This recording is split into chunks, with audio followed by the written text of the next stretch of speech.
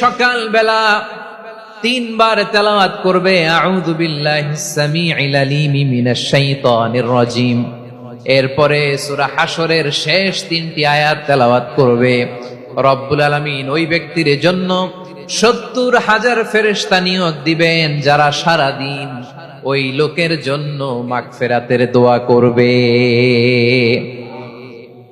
শুধু এখানেই শেষ নয়, বিশ্বনবী ফরমান ওয়া ইন মাতা ফি যালিকাল ইয়াউমি মাতা শাহীদান, ওই দিন যদি ওই ব্যক্তিটা ইন্তেকাল করে সে শহীদ হয়ে কিয়ামতের দিন আল্লাহর সামনে দাঁড়াবে।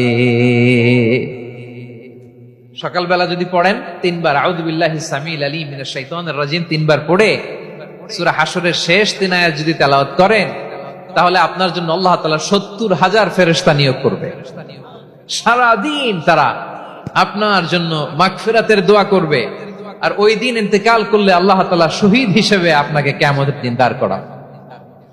সুবহানাল্লাহ, এত আস্তে। আবার সন্ধ্যাবেলায় যদি পড়েন, সারা রাতের জন্য 70,000 ফেরেশতা মাগফিরাতের দোয়া করবে। ওই রাতে মারা গেলে শাহাদাতের মৃত্যু নসিব হয়ে যাবে। এজন্য এই দোয়াটা পড়ার দরকার আছে না নাই?